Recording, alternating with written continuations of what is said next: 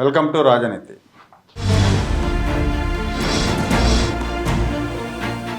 కూటమి ప్రభుత్వం అధికారంలోకి వచ్చిన తర్వాత లోకేష్ రెడ్ బుక్ రాజ్యాంగం అమలవుతూ ఉందని వైఎస్ఆర్ కాంగ్రెస్ పార్టీ వాళ్ళు పదే పదే విమర్శలు చేస్తూ ఉన్నారు.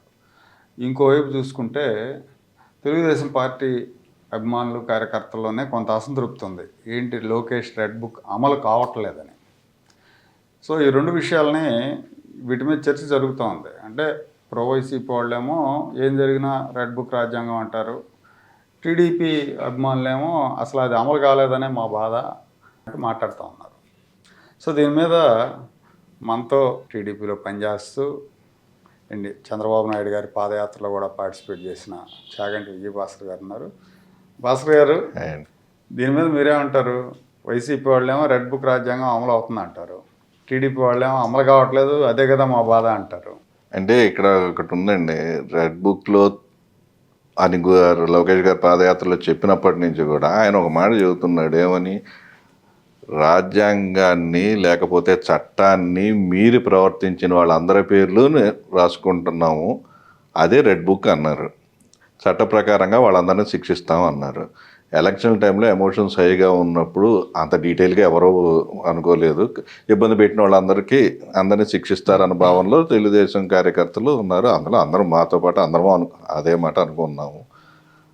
వైసీపీ వాళ్ళు విమర్శ కోసం కానివ్వండి, దేనికోసమైనా కానివ్వండి, ప్రతిదానికి రెడ్ బుక్ రాజ్యాంగం నడుస్తుంది అంటూ మొదలెట్టారు. గతంలో రాజారెడ్డి రాజ్యాంగం అని మేము అన్నట్టుగానే ఇప్పుడు వాళ్ళు కూడా ఆ విధంగానే మాట్లాడుతున్నారు. సరే, అదే విమర్శ కోసం మాట్లాడినా కానీ వాస్తవంగా చూస్తే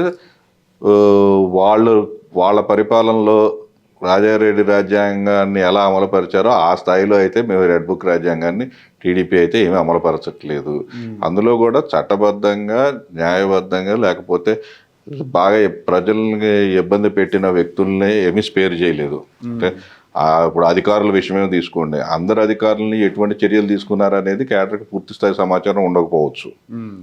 కొంతమందిని పరిపాలన పరంగా అందరి మీద చర్యలు తీసుకోలేని సందర్భాలు కూడా కొన్ని ఉంటాయి.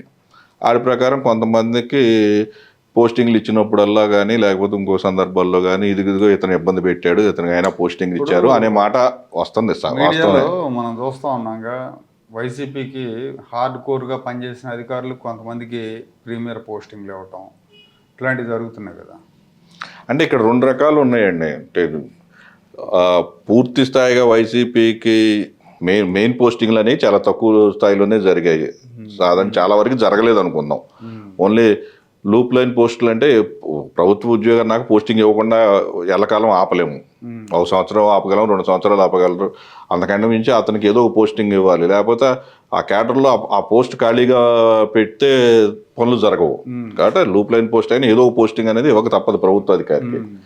ఇక కొంతమంది అధికారులు ఏంటి, వాళ్ళ బెదిరింపులు లొంగి పనిచేసిన అధికారులు ఉన్నారు. మరి అటువంటి వ్యక్తుల్ని మొత్తం రాష్ట్రమే భయం గుప్పెట్లో ఉంది. అధికారులు అతిథులు కాదు కదా, వాళ్ళకి భయం ఉంది. ఆ భయం ప్రకారం చేసిన అధికారులకి పోస్టింగ్లు పడ్డాయి, అది వాస్తవమే. కాకపోతే ఓవరాల్గా ఏంటి అంటే బాగా ఇబ్బంది పెట్టిన అధికారులకు ఈ రోజుకి పోస్టింగులు లేవు. ఉన్నా కానీ లూప్ లైన్ పోస్టింగ్లోనే ఇదయ్యారు. మేము కొంతమంది భయం వల్ల కావచ్చు, లేదా ఇతరత్ర కారణాలు, ప్రభుత్వ ఒత్తిడి ఎట్టుంటుంది అనేది మనకు తెలియని విషయం కాదు. ఆ ఒత్తిడి వల్ల వాళ్ళకు అనుకూలంగా పనిచేసిన అధికారులకు పోస్టింగ్లు ఇవ్వక తప్పదు. ఎందుకంటే అందరినీ పక్కన పెట్టేస్తే మన దగ్గర ఉండేది ఎవరు, పనిచేసేది ఎవరు? అంటే జనరల్గా ఏంటంటే 5 ఏళ్ళు బాగా ఇబ్బంది పడ్డారు టీడీపీ వాళ్ళు, టీడీపీ క్యాడరు. ఆ టైంలో ఏంటంటే చంద్రబాబు నాయుడు గారి మీద అయితే అంత ఆశలు, హోప్స్ పెట్టుకోరు. ఆయన ఎప్పుడు కూడా ఇలాంటి వ్యవహారాలకు దూరంగా ఉంటారు కదా అని. కానీ లోకేష్ గారు అక్రమాలకి, అరాచకాలకి పాల్పడిన వాళ్ళందరినీ కూడా నోట్ చేసుకుంటున్నాం. ఈ బుక్లోని రెడ్ బుక్ చూపించేసరికి అందరూ కూడా చాలా నమ్మారు లోకేష్ గారు ఖచ్చితంగా యాక్షన్ తీసుకుంటారని. అయితే వీళ్ళ ఆస్పిరేషన్స్కి, వీళ్ళ అంచనాలకి, వీళ్ళ ఆశలకు తగ్గట్టుగా లేదనే అసంతృప్తి ఉందండి. లేదని అన్న కానీ అంటే ప్రతి ఒక్కళ్ళు ఇబ్బంది. అంటే ఇప్పుడు ఒక్కొక్క ఊర్లో ఒక్కొక్క అధికారి వల్ల కొంతమంది వ్యక్తులు ఇబ్బంది పడిన మాట వాస్తవమే. అలా ప్రతి అధికారిని మార్చుకుంటా పోతే రాష్ట్రంలో ఉండేది ఎంతమంది అధికారులు అండి? ఇప్పుడు IAS IPS తీసుకుంటే వాళ్ళు 100ల సంఖ్యలోనే ఉంటారు. ప్రతి వాళ్ళని చర్య తీసుకోలేకపోవచ్చు. కొన్ని సందర్భాల్లో ఆ పోస్టులు నింపక తప్పదు. పొలిటీషియన్స్ కూడా కొంతమంది పొలిటీషియన్స్ తీసుకున్నారు, కొంతమంది అధికారుల మీద తీసుకున్నారు, కొంతమంది లూప్ లైన్ పోస్టుల్లోనే ఉన్నారు, ఇప్పటికీ కొంతమందికి విఆర్లో ఉన్నారు. కాకపోతే విచిత్రం ఏంటంటే అప్పుడు ఎవరైతే ఇబ్బంది పెట్టారు అనుకున్నారో అధికారుల పేర్లు కేడర్కి పూర్తిగా తెలిసే అవకాశం లేదు. ఇబ్బంది ఎవరిని లూప్ లైన్లో పెట్టారు, ఎవరిని పెట్టలేదు అనేది కూడా మామూలు కార్యకర్తలను మా వాళ్ళకి పెద్దగా తెలియదు. ఎవరైనా బాగా ప్రముఖంగా వినిపించిన వ్యక్తులకి ఏదైనా పోస్టింగ్ వచ్చినప్పుడు ఇప్పటికీ గొడవ జరుగుతుంది. సోషల్ మీడియాలో దాని మీద తీవ్రమైన విమర్శలు వచ్చినప్పుడు దాని వెంటనే కరెక్టివ్ యాక్షన్ కూడా తీసుకుంటుంది పార్టీ. ఆ సదరు వ్యక్తులు పోస్టింగ్లు ఆపేయటం కానీ లేదా మళ్ళీ రివర్స్ చేయటం కానీ ఇవన్నీ కూడా విమర్శ వచ్చినప్పుడు, ఎందుకంటే ఇంత పెద్ద వ్యవస్థలో లోకేష్ గారికి కానీ బాబు గారికి కానీ ఏ అధికారికి ఎక్కడ పోస్టింగ్ అనేది వాళ్ళు చూడరు కదా. రోజువారీ వ్యవహారాల్లో వాళ్ళు ఇన్వాల్వ్మెంట్ ఉండదు. అలాగే కొంత నాయకుల విషయంలో కూడా కొంతమంది మీద యాక్షన్ తీసుకోవట్లేదు, అందుకే వాళ్ళు రెచ్చిపోతున్నారు అనే ఒక ఫీలింగ్ ఉంది. కరెక్టే సార్. ఇక్కడ ఒక విషయం చెప్పారు. ఇప్పుడు సాక్ష్యం ఆధారాలు ఉన్న కేసుల్లో చర్యలు తీసుకోవడానికి వెనకట్ల కేసు కట్టడం కానీ ఇవి కానీ వాళ్ళు ఇప్పుడు వాళ్ళలాగానే పూర్తిగా మనం కేసు పెట్టేసి ఆ తర్వాత ప్రూవ్ చేయలేకపోయి కోర్టులో నిలబడగలిగే కేసు కాకపోతే వాళ్ళలాగే నవ్వులు పాలవుతాం. వాళ్ళు గతంలో మా టీడీపీ మీద పెట్టిన కేసులన్నీ అలాగే ఉన్నాయి కాబట్టి అదే లైన్లో మనము వెళ్తే వాడికి శిక్ష పడకపోగా మనం ఒక కక్ష సాధింపు అన్న భావన ప్రబలే అవకాశం ఉంది. ఇప్పుడు దీన్ని మనం రెండుగా చూడాలండి. ప్రజలు కేడరు ఇద్దరు ఆస్పిరేషన్స్ని ఫుల్ఫిల్ చేయాలి. మనం ఒకదాన్ని పట్టుకొని వెళ్ళలేం కదా అనే దిశలో పార్టీ ఆలోచిస్తుందేమో అనుకుంటాను నేనైతే. కాబట్టి పూర్తి స్థాయిలో కంటికి కన్ను పండుగ పన్ను అంటే అది బాబు గారి దగ్గర నుంచి ఎక్స్పెక్ట్ చేయటం సమంజసం కాదు, కరెక్ట్ కాదు. ఎందుకంటే 40 ఏళ్ళ నుంచి ఆయన చూసిన వాళ్ళు ఎవరు కూడా ఆయన నుంచి అది ఎక్స్పెక్ట్ చేయరు. ఏమంటారు దాన్ని, మైండ్ సెట్ని మారుస్తున్నారని. అండ్ రాజకీయాల్లో లాంగ్ టర్మ్ నడవాలి అంటే కొంత కాంప్రమైజులు ఉంటాయి, కొన్ని అడ్జస్ట్మెంట్లు ఉంటాయి, కొన్ని ష్రూడ్గా అక్కడక్కడ కట్ చేయాల్సినవి ఉంటాయి. రాజకీయ నాయకుడుగా ఎదగాలి అంటే అన్ని రకాల మనుషుల్ని హ్యాండిల్ చేయగలగాలి. ఆ విధంగా ముందుగా చేస్తే కానీ రాజకీయం నడవదు. ఇప్పుడు యువకులు ఉంటారు, యువకులకు ఆవేశం ఉంటుంది, మన ఏజ్ గ్రూప్ వాళ్ళకి ఇంకో రకంగా ఆలోచన ఉంటుంది. కాబట్టి అన్నింటినీ కలుపుకుపోయేటట్టుగానే నడవాలి. ఒక మాట అయితే వాస్తవం ఏంటి, కార్యకర్తలు కొన్ని విషయాల్లో కొంత అసంతృప్తికి లోనై ఉన్నారు. వాళ్ళు అడిగే పెద్దవి కూడా కాదు, కానీ వాళ్ళు ఎవరినైతే మీరు శిక్షించలేదు అని వాళ్ళ అభిప్రాయాలు అయితే ఉన్నాయో వాళ్ళని శిక్షించడానికి తగిన టైం వచ్చే వరకు వెయిట్ చేస్తున్నారేమో. మనం ఆ విధంగా కూడా అలా ఆలోచించుకోవచ్చు. అన్నీ ఒకసారిగా 5 ఏళ్ల పీరియడ్లో ఫస్ట్ 2 ఏళ్ళలోనే మొత్తం ఒక భయానక వాతావరణం సృష్టించడం కూడా సమంజసం కాదు. ఇప్పుడు ఒక విషయం అండి, లిక్కర్ స్కామ్ ఉంది. లిక్కర్ విషయంలో సాక్ష్యాలు దొరికే కొద్దీ వాళ్ళని ఒక్కొక్క వ్యక్తిని తీసుకొస్తా వచ్చారు. మధ్యలో బెయిల్ రాకూడదు. మన కార్యకర్తలు ఏమనుకుంటారు, జగన్మోహన్ రెడ్డి దాకా వెళ్తుందా లేదా అనే ఒక చర్చ కూడా ఉంది. వెళ్తుందా లేదా అంటే భవిష్యత్తులో ప్రభుత్వానికి లభించే ఆధారాలు చివరికి ఆ వ్యక్తి దగ్గరికి వెళ్ళి ఏంటంటే ఆ వ్యక్తిని కనెక్ట్ చేయగలిగే ఆధారం దొరుకుద్దా లేదా అన్నదే కదా. అది దొరికిన రోజు కూడా చర్య తీసుకోకపోతే తప్పు పట్టవచ్చు ప్రభుత్వాన్ని కానీ పార్టీని కానీ. కానీ అప్పటిదాకా వెళ్ళగలిగేది అంటే లాజికల్గా తీసుకెళ్లాలంటే టైం పట్టుద్ది. వాళ్ళగా హడావుడిగా ఏదో కేసు పెట్టేయండి, ముందు లోపల దోసేయండి, 3 నెలలు 2 నెలల తర్వాత వదిలేద్దాము అన్న సిస్టంలో అయితే కష్టమే. తర్వాత ఇప్పుడు పెట్టుబడులు విషయానికి వస్తే ఈ 2 ఏళ్లలో రాష్ట్రానికి మంచిగా సింహభాగం వచ్చినాయి. దేశంలో వచ్చిన రాష్ట్రాలకు వచ్చిన పెట్టుబడులు చూసినప్పుడు ఆంధ్రప్రదేశ్కి బాగా వచ్చినాయి. ఈ ఇన్వెస్ట్మెంట్స్ అనేది ఆ ప్రభావం ప్రజల్లో ఉంటుందా? పరిశ్రమలు వచ్చినాయి, పెట్టుబడులు వచ్చినాయి అని ప్రజలు ఓటేసి గెలిపించే పరిస్థితి ఉంటుంది. ఎందుకంటే గత అనుభవాలు చూసినా లేదా పక్క రాష్ట్రాల అనుభవాలు చూసినా మనకు అది కనిపించదు. కానీ ప్రభుత్వం చూస్తే లోకేష్ గారు చూసినా చంద్రబాబు గారు చూసినా పెట్టుబడుల మీదే కాన్సన్ట్రేషన్ చేసినట్టుగా అనిపిస్తూ ఉంది. దాని గురించి కూడా కొంత అంటే టీడీపీ క్యాడర్లో డిస్కషన్ జరుగుతూ ఉంది. పెట్టుబడులు తెస్తే మనం మళ్ళీ మళ్ళీ మనం ఎట్లా గెలవాలనేది చూసుకోవాలి కదా అని. రాజకీయం అంటేనే లేదా గవర్నెన్స్లో అయినా కానివ్వండి అన్నీ మిక్స్ ఉండాలి. పెట్టుబడులు ఒక్కటే తీసుకొచ్చేసి మనం గెలుస్తామా అంటే గెలవకపోవచ్చు.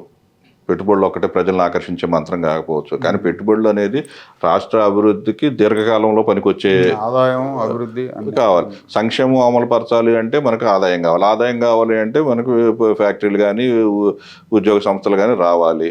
అవి రావాలంటే అవే కదా పెట్టుబడులు అంటే. పెట్టుబడిలో పెట్టి వాళ్ళు రన్ చేస్తేనే వచ్చే ఆదాయంతోనే మనం సంక్షేమ కార్యక్రమాలు అమలుపరచగలం. రాజకీయ గెలుపోవటంలో సంక్షేమ కార్యక్రమాలే ప్రభావితం చేస్తున్న ఈ రోజు అనే వాదన మనకు కాసేపు ఒప్పుకునేటట్టయితే ఆ సంక్షేమ కార్యక్రమాలు జరపడానికి మనకు కావాల్సిన ఆదాయం ఎక్కడి నుంచి రావాలి? మన రాష్ట్ర ఆదాయం పెరిగితేనే అందులోంచి సంక్షేమ కార్యక్రమాలు ఇవ్వగలం. కాబట్టి పెట్టుబడులు తేవడం అనేది ముఖ్యమే. సంక్షేమం అమలు పరచాలంటే పెట్టుబడులు కావాలి, కాబట్టి సంక్షేమం అమలు పరచాలి. ఈ రెండింటిని బ్యాలెన్స్ చేసుకుంటూ వెళ్తున్నారు ఇప్పుడు దాకా బాబు గారు. సీఎం గారు అది వదిలేసి ఇది చేయట్లేదు కదా. ఇప్పుడు హామీ ఇచ్చిన అన్ని పథకాలని అమలు పరుస్తున్నారు. అందరి ఆందోళన ఏంటంటే దీని మీద పడిపోయి ఆ విషయం మర్చిపోయారు, రాజకీయం విషయం మర్చిపోతే మళ్ళీ ఇబ్బంది పడతాం కదా. అవతల ఉందేమో ఒక అరాచక శక్తి, అలాంటి అరాచక శక్తి మళ్ళీ లేచే అవకాశం లేకుండా చేయాలి కదా అని. కరెక్టే అండి. రాజకీయంగా ఇప్పుడు ఇన్నేళ్ళు ముఖ్యమంత్రిగా పనిచేసిన దేశంలోనే సీనియర్ పొలిటీషియన్ అయిన వ్యక్తికి ఈ ఈ మనలాంటి వాళ్ళు ఆలోచించే ఆలోచన ఆయనకి రాకుండా ఉంటుందా? ఒకటి. రెండు, సరే ఆ మాట అంటే మళ్ళా అన్నీ ఆయనకే మాకు తెలియదా అని ఇట్లాంటి విమర్శలు చేసేవాళ్ళు కూడా ఉంటారు. అట్లా కాదంటలేదు, కానీ గెలవటం కోసం చేయాల్సిన రాజకీయం సమయం వచ్చినప్పుడు చేసుకుంటారు ఎవరైనా. కానీ 5 ఏళ్ల పాటు గెలిపే రాజకీయంగా పనిచేస్తే రాష్ట్ర అభివృద్ధి కోసం టైం ఎక్కడ వెచ్చించగలం? కాబట్టి ఆ అభివృద్ధి కావాలి, రాజకీయము కావాలి, రెండు కావాలి. అనుభవజ్ఞుడైన చంద్రబాబు గారు ఉన్నప్పుడు ఆయనకి ఈ తెలియని విషయాలని నేను అనుకోను. ఏ టైంలో చేయాల్సిన రాజకీయం ఆ టైంలో చేస్తారేమో, తప్పకుండా చేస్తారు. ఆయన గతంలో కూడా చూసాము. కాదు మీరు అన్నట్టు గత భయాలు వెంటాడటంలో తప్పేం లేదు. ఎందుకంటే గత 5 ఏళ్ల క్రితం జగన్ హయాంలో జగన్ ముఖ్యమంత్రిగా ఉన్నప్పుడు జరిగిన అరాచకాలు అంత తేలిగ్గా మర్చిపోయగలిగేవి కూడా కాదు. ముఖ్యంగా తెలుగుదేశం కేడర్ కానీ నాయకులు కానీ అదొక పీడకల, దాన్ని అంత తేలిగ్గా మర్చిపోరు. కాబట్టి ఆ భయం ఉండటంలో వాళ్ళని తప్పుపట్టడానికి ఏమీ లేదు. వాళ్ళ భయాలు సహేతుకమైనవి. కాకపోతే వాళ్ళని రాకుండా చేయగలగటం అనేది ప్రభుత్వంలో నడుపుతున్న బాబు గారికి అవగాహన ఉంటుందని అనుకుంటాను నేను. కాకపోతే ఎప్పుడు ఏంటి అనేది మేబీ ఒక టైం ఫ్రేమ్లో జరుగుద్దేమో. ఇప్పటికీ 2 ఏళ్లే కాబట్టి నెక్స్ట్ 3 ఏళ్ళు నాయకుడి మీద నమ్మకం ఉంచి ముందుకెళ్ళటమే. తర్వాత ఇప్పుడు అంటే వైసీపీ వాళ్ళు విమర్శించేది విమర్శిస్తూ ఉంటారు, వీళ్ళు సపోర్ట్ చేసేది. రెడ్ బుక్ విషయానికి వస్తే అదే వాళ్ళేమో అమలు చేస్తున్నారని వీళ్ళు అమలు చేయట్లేదనే అసంతృప్తి ఉందనుకున్నాం కదా. కానీ కొన్ని విషయాల్లో టీడీపీ సోషల్ మీడియాలో ఉన్నాయి, టీడీపీ అభిమానులు అని చెప్పొచ్చు, లేదా సోషల్ మీడియాలో కొంతమంది ఏమో అంతా బాగా జరుగుతుంది అని వాళ్ళు చెప్తా ఉంటే, టీడీపీ వాళ్ళే లేదు బాగా జరగట్లేదు అని చెప్పి ప్రభుత్వాన్ని తప్పుపడుతున్న సందర్భాలు ఉన్నాయి. చెప్పాలంటే వీళ్ళకి వారు జరుగుతున్న పరిస్థితులు కూడా వచ్చినాయి ఇప్పుడు. దాన్ని దాన్ని అన్న నాయకత్వం దృష్టిలో ఇది ఉందా? ఇట్లా జరుగుతూ ఉంది కదా, దీన్ని ఏమన్నా సాల్వ్ చేయాలి, వీళ్ళని మాట్లాడాలని అట్లా అన్నా, లేదంటే లేదండి. పై స్థాయిలో కూడా దీనిపై చర్చలు జరుగుతూనే ఉన్నాయి. అసలు అసంతృప్తికి కారణం ఏంటి అనేది కూడా దాన్ని చర్చిస్తున్నారు. దాన్ని ఎలా అడ్రస్ చేయాలి అనేది కూడా పరిధులు దాటి వెళ్ళిపోతున్నాయి విమర్శలు, వెళ్ళిపోతున్నాయండి. ఎందుకంటే ఇప్పుడు మీరు ఒకటి ఊహించుకుంటారు, మీ ఊహకి అనుగుణంగా క్షేత్రస్థాయిలో పనులు కానీ ఇంకోటి కానీ జరగవు. ప్రభుత్వంలో అంత ఫాస్ట్గా జరగదు. ఆ విషయం తెలిసిన వాళ్ళు ఏమనుకుంటారు, అసలు ఇంతకుముందు 0 ఉంది కదా, ఇప్పుడు కనీసం అలా మొదలంటూ జరిగింది కాబట్టి పనులు జరుగుతాయి అనుకుంటారు. స్పీడ్ ఎక్స్పెక్ట్ చేసేవాళ్ళు మేము అనుకుంటున్న అంత స్పీడ్లో పనులు జరగట్లేదు కాబట్టి ఇంకా పెరగాలి అన్న భావన వాళ్ళు వ్యక్తపరుస్తున్నారు. ఈ ప్రాసెస్లో ఏమవుతుందంటే మా స్పీడ్కి అందుకోవట్లేదు కాబట్టి అని వాళ్ళు విమర్శల పర్వంలోకి వెళ్తున్నారు. అంటే అది కరెక్ట్ కాదు యాక్చువల్గా. ఎందుకంటే ఒక ఇల్లు కట్టడానికే మనకి 2-2.5 ఏళ్ళు 2 ఏళ్ళు మినిమం తీసుకుంటాం. సంవత్సరంన్నర నుంచి 2 ఏళ్ళు ఎంత ఫాస్ట్గా కట్టుకున్నాం అనుకున్నా కానీ. అటువంటిది ఇంత పెద్ద బిల్డింగ్లు, అందులో ఉండే సమస్యలు ఏంటనేది ఎవరు అడగట్లా. అంటే కానీ వాళ్ళు ఊహించుకుంటున్నారు ఇది స్లోగా జరుగుతుంది కాబట్టి అని. అంటే కాంట్రాక్ట్ సంస్థలకు ఇచ్చిన టార్గెట్స్ ఇవి రీచ్ అయిన మైల్ స్టోన్స్ ఆ డిఫరెన్స్ తేడా సహజంగా అండి. ఏ కాంట్రాక్ట్లో అయినా ప్రభుత్వం పెట్టే మైల్ స్టోన్స్ వాస్తవ పరిస్థితులకి మధ్య చాలా వ్యత్యాసం ఉంటుంది. ఆ మైల్ స్టోన్స్ అధికారులు ఎట్లా కూర్చొని రాస్తారో వాళ్ళకే తెలియాలి, కానీ క్షేత్రస్థాయికి వచ్చేసరికి సమస్యలు చాలా ఉంటాయి. 29లోపు అవ్వాలంటే పెట్టాలి కదా. దాని తగ్గ ఎఫెక్ట్ దాని కాంట్రాక్ట్ సంస్థల మీద ప్రెషర్ పెట్టి చేయించాల్సిన బాధ్యత అయితే ఉంది. కాకపోతే ఏంటంటే ఇంత తీవ్ర స్థాయి విమర్శలు చేయాల్సిన అవసరం లేదు అంటున్నాను నేను. గత 5 ఏళ్ల పాటు అసలు ఏమీ లేకుండా ఉందాన్ని సార్ ఇప్పుడు అడవిలాగా తయారు చేశారు దాన్ని. 100 కొద్ది మిషన్లు తెచ్చి పెట్టండి అంటాం తేలిక, కానీ వాస్తవంగా మనకి క్షేత్రస్థాయిలో 100 కొద్ది మిషన్లు దొరకవు. 20,000 మంది కాదు 40,000 మందిని పెట్టండి అని చెప్పడం తేలిక మనకి. కానీ 40,000 మంది జనాభా ఎక్కడి నుంచి వస్తారు? మన రాష్ట్రం వర్క్ ఫోర్స్ అసలు లేదని చెప్తాం కదా.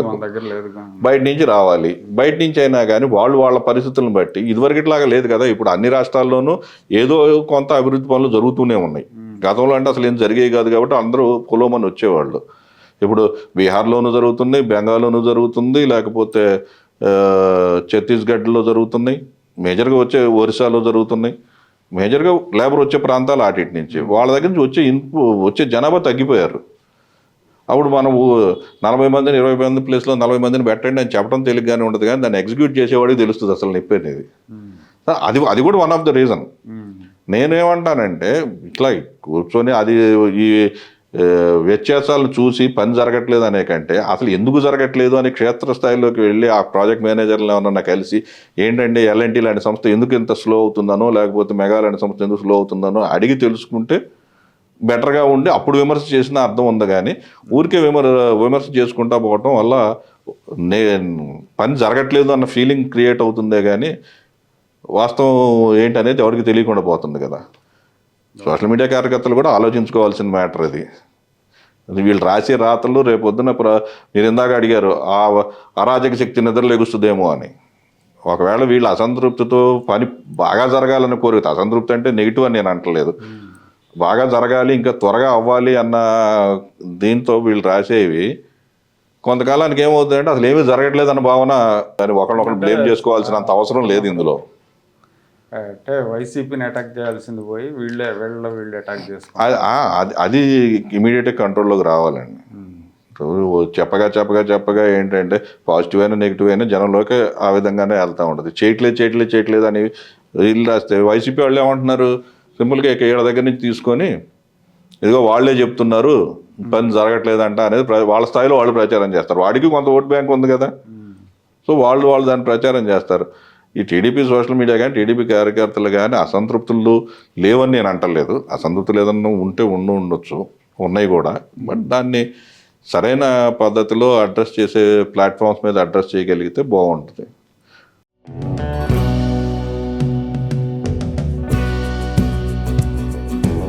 Like, share and subscribe to Rajaniti channel.